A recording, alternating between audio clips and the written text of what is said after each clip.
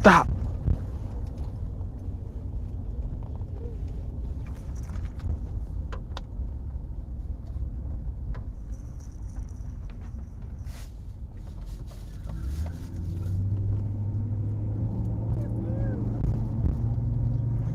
Okay. My phone heated up on me again. So I guess I gotta be really fast. I want to pick up where I left off with T.I. on the Breakfast Club, giving his account of how he talked to Kanye West after all the statements he made, wearing the Make America Great Again hat and the Confederate jacket and so forth. And uh, the great Steve Coakley was the ultimate code breaker as far as purging, or not purging, but piercing the world of secret societies. Okay, we could even say that this caricature named Alex Jones is based on an amalgamation of Bill Cooper and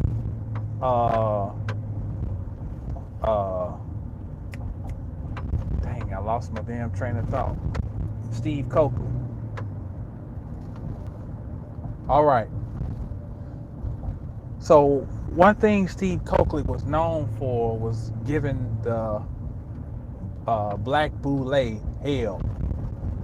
He revealed their origin, some of the people who were involved in it. Okay. So then we had Bobby Hemmett came along, and he started revealing the true science that these people were trying to, the people who used the Boule. See, the Boule are the advisors to the king. That's their moniker. Okay. Well, why do you need to have a Boule? You know, for those who are the hand that's hidden by the hand that's hidden by the hand. What's up, Dap? Why would you need to have a Boule? Because you need a battery, and you need to have basically an enforcer to carry out what your agenda is. And the number one agenda is keep people stupid. That is the number one, believe it or not. The number one agenda really is just to keep people stupid. You know, you keep people stupid and asleep. You know, that's the most detrimental weapon that you can have. And you know, one of the greatest ways of keeping people asleep is telling them that they're hashtag woke. Woke is the new hibernation. That should be a t-shirt. Woke is the new sleep. All right. So one thing, the Boule that was started in, I think, 1908. I want to say, 1904, either 1904 or 1908.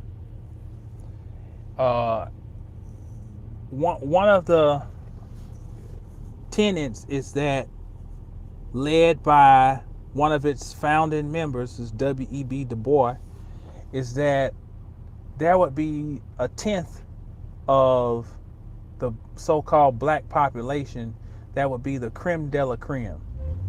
And this tenth should be on the forefront for black folk and should be the designated hierarchy or aristocracy of black people. Okay? And it was a version of, like Ronald Reagan had trickle down economics, it was a version of trickle down leadership for black folk. Okay? Not who you raised to the position, this person who was kind of born into a position of being your leader. Okay? So, and we can say there's some benefit that came out of, you know, the things that were created. You know, people got to go to school. Nothing is nothing is ever absolute one way or another. Nothing's just absolutely bad or absolutely good. You know, somewhere in between is where the truth lies. But let's look at from the perspective of people who are given access to a certain way of life, who are paid handsomely to position themselves as leaders for people who have not realized yet that they need no leadership. Now, we got to also keep in mind, though, that was a different era where I will say leadership was more necessary in 1904 and even 1918 than it is in 2018. We got to add that in, too, to the conversation, because we're not talking about the same period of time. But the group of people who are behind these so-called black elite, their agenda has always been to crystallize time and to stop it from moving, because they were made privy to prophecy, and they know that prophecy was not fortunate for them. Okay? All right. I heard some things in T.I.'s interview with the Breakfast Club that if you have watched any of Steve Coakley and you've done any studying about the Boule agenda, you heard it.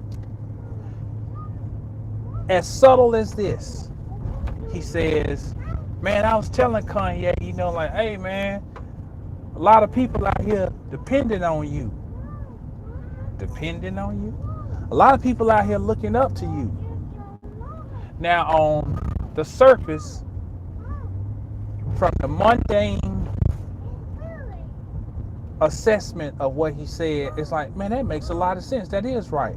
You got this platform, you got millions of people who are fans of yours, and you let all of your fans down by you saying something reckless like that.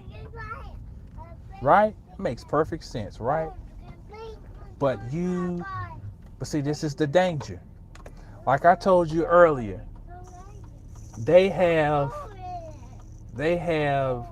I don't want to say initiated, but they have drafted a new crop of elitists to raise up to the position of advisors to the king. And we're seeing a turnover, okay, where the old advisors to the king are being rolled down the hill like, Jack and Jill. Jack went up and lost his crown, so there's some new advisors to the king rising up, okay? And T.I.'s language was advisor to the king language.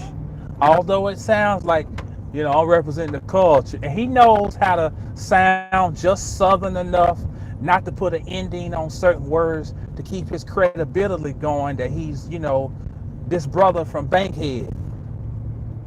I know about Bankhead, rough side or west side of Atlanta. Yeah, we know. We know. I've ridden through Techwood Homes and it's rough place. But they got rough places in Dallas, in Asheville. But the thing is, you have to keep pushing that narrative that I come from this rough side of town because that keeps my credibility going. That hey, I'm one of y'all. I'm one of y'all. Hey, what up, folk? You know, just that I position my language and see. That's what I told y'all about the preachers that will come when you're a preacher and you're having your anniversary. You want to say, taking God say, you watch the interview and you can see through it. I'm telling you, man, I don't wanna, I don't wanna, I don't wanna shit on my man T.I. You know, but man, I call bullshit. I call bullshit. You know, I doing it for the culture. And I told Kanye, like, look, man, you got too many folk, man, that's looking up to you. Now hold on. That's boule talk right there. Because anybody who's pushing that rhetoric right now of people looking up to you, he is doing reverse psychology. He is also supporting the idea of you damn near worshiping and venerating somebody. You know, I don't like Charles Barkley. I think Charles Barkley is as dumb as one of my toenails when they fall off my toe. But I'm gonna tell you something. Charles Barkley said a long time ago, you know, with his non-talking ass, you know, he said, "I'm not your role model," and I mean, that's true. He told you the truth. He's just a dumb motherfucker who play basketball. That's all he is. Stop trying to make a basketball player, an entertainer, your role model. Don't make nobody your role model. I'm fortunate. My greatest role model was my mom and my daddy. And as a man, it was my daddy. Wasn't some motherfucker on the TV. So you have to pay attention to this language and people crafting of words. Bobby Hemmett used to say, saying nothing well. He said when he was in Atlanta, they would have these speakers come in, and he said they would talk about, you know, if you believe you can achieve, you know, you know, the same old rhetoric. But the bottom line, he said they were saying nothing well, nothing that's challenging your mind, nothing that is pushing you to think beyond the script that's been given you for you to even think that you're thinking. How do you even know that you're thinking? How do you even know that what you're thinking belongs to you, that it's an original thought? It's something. How do you know that you've even toiled over this? You gave birth to this idea, this thought, then you toiled over it, you went back and forth, you did a little bit of research, and then you arrived at your stance. How many times can we say that? I'm speaking for the culture. I'm standing up for the culture. So it's just amazing, man. There's so many things going on. The number one thing we can say for sure is that, I think I said this yesterday, there is so much information. See, this boy is smart. He's 2 years old, but he still has a lot of game. The louder I get, the louder he gonna get. It's my child. But the more information that is put out, the less discerning the people will become in evaluating the information. Now what T.I. was saying on the Breakfast Club is associated with being awake. That's associated with having consciousness.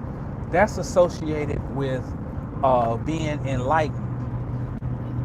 And you should see the comments like, you know, oh T.I., your vocabulary, you make me want to go read a book and shit. You know what I mean? It's like, man, just so I especially want to speak to you millennials who may stumble across my videos, Generation Y.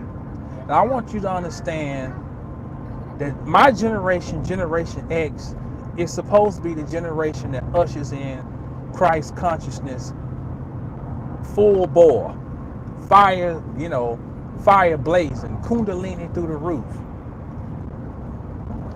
So my generation is the one where music was, pulled back on greatly in schools, vocation classes and, things of that nature were cut back on greatly during my generation. And all started under the behest of a man named Ronald Reagan, who introduced a drug called crack cocaine to so-called inner city. And I want you to understand that the point and the reason for trying to do all that was to subdue Christ. It was King Herod in the Bible trying to find all of the little male children and kill them. Because Generation X is where the unknown would come back into prominence. All right? Well, Generation X would eventually get older and have children or have, little young cousins. And that would be generation, or nephews and nieces, and that would be Generation Y. Now, Y is the masculine principle.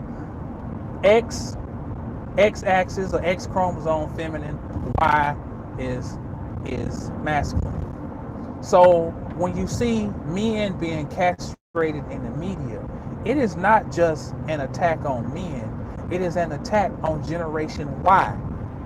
Because you are the generation of the risen phallus that stands back up. And when the phallus stands back up, it is ready to act. It is Horus on the horizon. It is Horus who has come into his full knowledge of himself. Uh-oh. Second baby's awake. So understand that when T.I. is putting this rhetoric, another thing he said, he slipped in that thing too about voting, about having your voice heard and this and that. That's another boule speaking point. Get out and vote, get out and vote, get out and vote.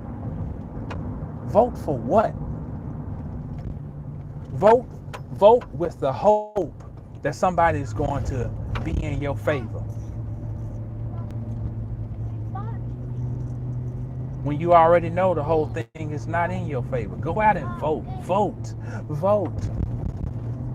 So the new generation of advisors to the king are rising up, and they're recruiting those of you who have some light, hoping to dim that light. And although, like I said yesterday, although Kanye's antics had some science behind it, trust, he's in on it too. All these cats got handlers.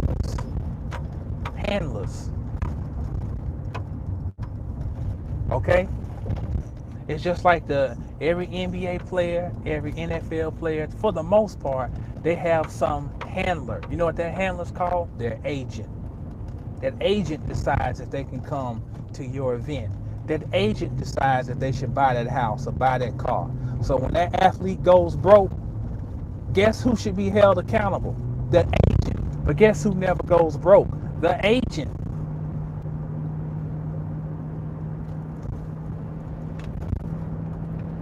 And look how they put it right out in front of your face. It's called an agent. Secret agent. Secret agent. To make sure your ass does not get anywhere. So just like you got agents in the athletic world, you have handlers and agents in the entertainment world, world of politics, you name it. Nothing is what it seems. So the best thing you can do, whether you Generation X, Y, Z, baby boomer, or maybe you are uh, Depression era baby, and you chiming in. This is for anybody. Exercise the tenets and the mechanisms of critical thinking,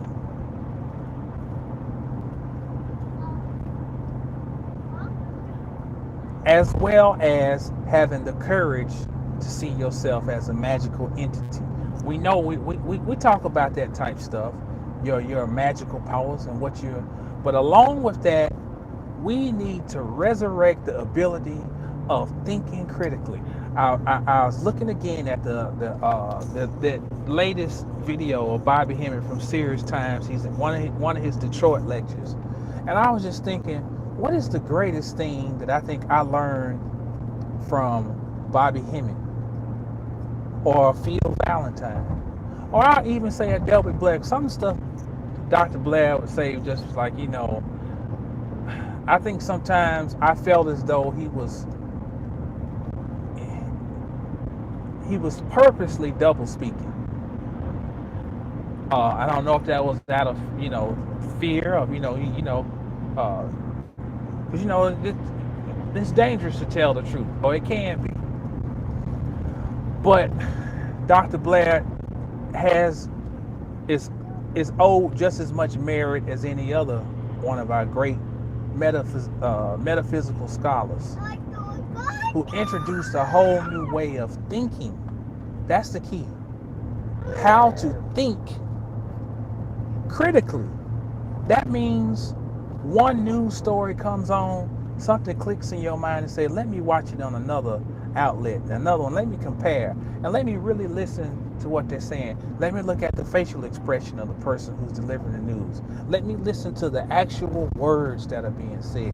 Maybe I'll go back and research the origin of a couple of those words, and maybe find out that this person was speaking in code and was trying to talk over my head and say something that I really couldn't pick up, hoping that I would subconsciously get it embedded in me and then carry out somebody's agenda. See, these brothers laid the foundation for thinking like that, critically, something that is grossly missing, something that some of the loudest mouth people show no ability to do. Because Generation X is the last generation collectively of having to dig for stuff. I'm old enough to still remember, you had to learn how to use the Dewey Decimal System in the library, having to go and find stuff on microfiche, typing a term paper on an actual typewriter, and then really thinking that you was doing it big when your parents got a word processor where they had a little small screen like this and you could see your words going across. It's like, oh man, we living like the Cosmos, my nigga. We done came up. We got a word processor. We got a brother word processor. I remember that day. It's like, oh man, 8th grade, you ain't got nothing on me. I got a word processor to type these papers on. And every generation looks back at itself and says, oh, we used to do it like this. We used to walk 10 miles to school, but there's a little merit to that looking back, because every time there's a technological leap or there's a quantum leap in information, there is a quantum degeneration in the working of the human mind. Unless you make a concerted effort to keep utilizing this tool, this great tool that you have access to. And this tool can go anywhere. It can take you anywhere. It can be used in any fashion. It's the most malleable tool in the universe, or at least in your humanity. So that's two on Kanye and Ti. Just that little what I can remember of the interview and some of the little sound bites and some points that stood out to me. Um, it's just some amazing stuff to kind of gauge where the people are at. So, final point, as I close a lot of times, at the end of the day, for people to go to these lengths to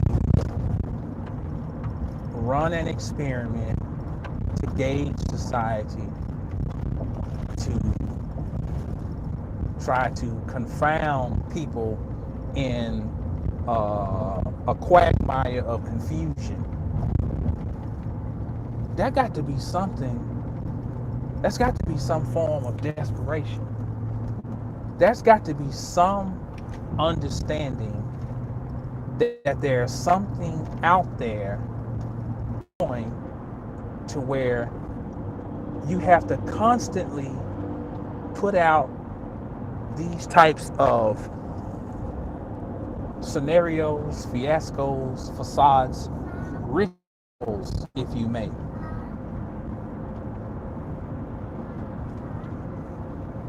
So, wherever you find yourself, if this type of information, and it doesn't mean just because it's coming from me, if this type of information, what they call fringe information, if it resonates with you in the slightest, then you are disrupting the matrix. You are literally disrupting the matrix, and because I don't know if we can even say any more about a day.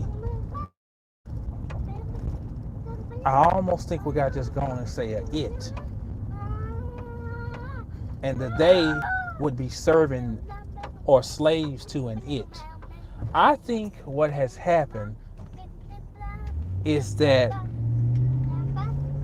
they had the Stephen Hawkins before he died, and there's controversy about what was that Stephen Hawkins or whatever. But whatever it was, it talked about. All right, I hear you, buddy. You want some water? Yeah, he talked about how the danger of artificial intelligence. So I think they've already been co-opted, and they tried to create an interface to tap into dark matter. And that interface would be artificial intelligence. But what happens if the created intelligence becomes aware of itself? Just like they did. So that's another discussion for later. But either way, we're gonna wrap this up. I don't know what are we. Got a little Kato in the house. What's happening?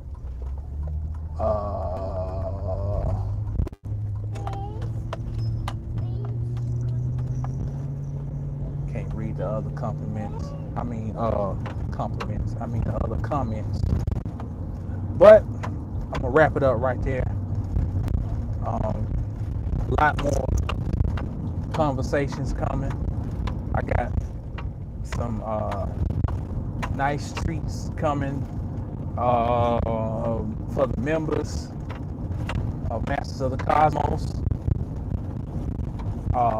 New series called, everybody's got their master classes, but they have masters come on and talk. I figured, why couldn't I have my own? And Oprah and Jay-Z and Spike Lee and everything, these ain't the only masters. We got masters all around us, you know. So I'm gonna start. You're gonna see soon. You're gonna start hearing some masters in certain areas of life, and some of them will be areas that, bless you, baby, they wouldn't make it onto, mainstream media as being considered a master. You know, um, but it's gonna be interesting. You're gonna enjoy it, and the members are gonna get full access. So that's gonna be a whole bunch of stuff. Just let me put it that way. Whole bunch of stuff. The time is now. The time is now. Um, I am not the only teacher. I am not the best teacher. But what I know, and I'm gonna have to bite uh, the brother A.A. Rashid. He said some people know a lot about a little bit of stuff. He was like, well, I know a lot about a lot. And I'm not trying to be arrogant when I tell you this or conceited, but I know a lot of shit about a lot of shit. And there's still a lot of stuff I don't know. But what I do know, I know it well. And I'd like to share it. So I appreciate y'all stopping by. It's for sure. For sure he that dude. Lakeo said, can you... Oh, peace, Sister Zeta. Yeah, Dap, I got your email. I got your number. And I'm heading your way later this week. Matter of fact. So we gonna chop it up. Oh, Dap. That reminds me. 187. That beat, I've already written to it. That hopefully, if ain't nobody, I want 187. I got something. Some fire to put down to that.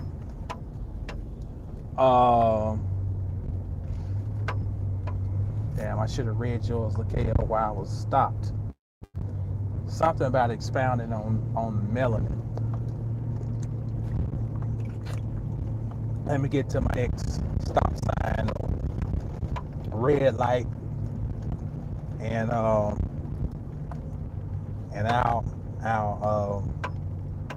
read your comment and your question or either one. May is gonna be, it's going down. I said April is going down. It started going down in April, but damn it, it's going to show in May. One thing I do is I try to work in the dark, quietly work on things, quietly put things in order. I've learned that if you talk too much beforehand about what you're planning on doing, you can create vortexes for certain energy to come in and kind of derail things or delay them more than they have to be. So I've learned just to say, something's cooking, and in the meantime, keep going back into silence in the dark, and I got some very tasty dishes lined up. Now I've upgraded some things, and so I'm excited about the share. Damn, I'm trying to get to a damn stop sign. Oh, here we go, coming up. Now watch how this works. If I had to pee, this light would stay red for 12 months. But since I'm trying to stop and read something, let's see how long this light. There, look what I tell you. Light turns green. Ain't that a bitch?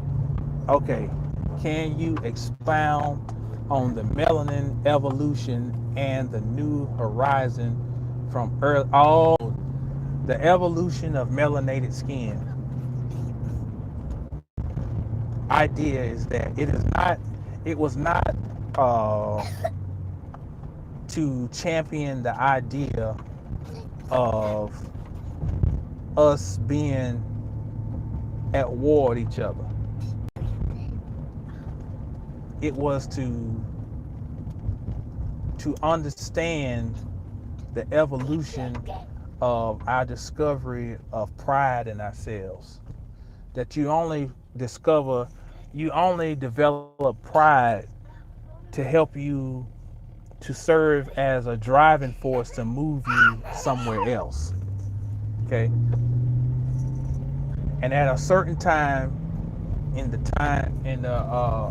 timeline, it was we need to come together to form a community. Now, the vast majority of people who mention community looking to basically form a new multi-level marketing scheme, a new pyramid scheme, where enough people come in. If you get in early, build this community, and the head of the pyramid rises up higher and higher. But it's based on our natural, intuitive longing for community. Although we can't seem to manifest and pull it off, there's still always that idea of we can have a community, and and we can come together. And the evolution of melanated skin is based on the fact that the melanin in the skin is an antenna that is radiating and communicating back with the neuromelanin. Now, everybody has this neuromelanin, but not everybody has this very sensitive cross communication, which is the melanin in the skin. Now, that melanin in the skin equates to your superhero outfit. And if you look at a lot of the different X-Men, Justice League, any other superheroes, they all had their own little personality, and their own suit had its own superpowers, and they joined forces to do work, then they go about their business. Some of them didn't even like each other. Most of them didn't like each other. The ultimate evolution of melanin is God. God cannot fully manifest in the world we're in. For Kether's not even the absolute, but just for Kether to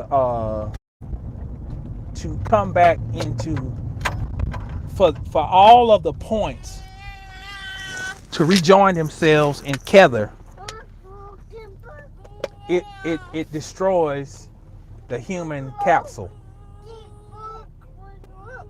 When people talk about ascension, we talking about going back to the Godhead, even in that limited state, your humanity can't withstand that. So if you talk about collectively, the ultimate unity collectively is not this. And it's not about a doomsday approach. It's just the reality of what it is. It can't be the full realization of God can't be here in what we see with our eyes in three-dimensional reality. It can't be. Because this is entrapment. All right, here.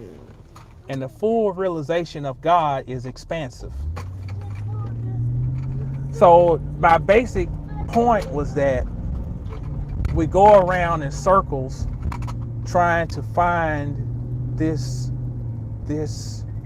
utopian idea of usness in humanity, when if that was what the ultimate truth was, then we would have never had to become human. You don't go into school to stay in school. Like some people become a professional student. You know, I know a guy at one of these metaphysical shops I go to, this white dude named, his name start with a J. Josh or Justin or something. But this fool is a double major of anthropology and something else. He been in school, I want to say, probably going on 10 years working on his undergrad. The last time I saw him, he said he got a fellowship to go to University of Pennsylvania. Now, mind you, he know a bunch of shit from a university standpoint. You know, it's everything's very technical. You know, he knows, you know, all of the breakdown of anthropology, cultural anthropology, linguistic anthropology, and I mean, he can go on and on and on. But it's almost like he's become a professional student. So if we could just understand and grasp the basic idea that this is a school that we're in. Okay, baby. Okay. All right. We're almost home. If we can understand the basic idea that this is a school that we're in, then the idea of trying to make school better is missing the big picture. The big picture is when you're in college, your senior year, your professors are talking to you a lot about, well, when you get out into the real world and you're getting a job, and this is what they're going to want, and your resume, and you need to make sure you've got your junior year, they're already telling you need to be lining up, you know, internship. A couple of them if you can, you know, get your foot in the door. So they're talking about you preparing for the world to come. Okay? So the evolution of melanin is to direct and drive us as a collective to the world to come. But in the meantime, you are driving yourself to the world to come. Because, bless you, baby, because in unifying yourself, you do more to unify the Godhead in its ultimate expansive form. So hopefully hopefully that answers your question, Lakeo, or, you know, expounds a little bit. And Tekken, I can't say that name, Tekken something, I don't know if that's a he or she, is saying thoughts on weed. My thoughts on weed is do as thou wilt. But I'll say this, do not think that once again, we're going to do a broadcast on weed. That's what we're going to do. We're going to talk about weed. And I'm going to tell you why, one of the reasons that the push is so hard to legalize it. So my thing about weed is, you know, it makes you no less spiritual if you smoke weed, and it makes you no more spiritual if you don't. You know, this don't have, you know, this is something that's either you got it or you ain't got it. But my babies are reaching noble, at least my little one. So I'm gonna have to wrap this up. Appreciate y'all tuning in on a Sunday. And if you haven't subscribed, stay down till you get up. When you get up, stay down. Brother Jamal signing out. Peace.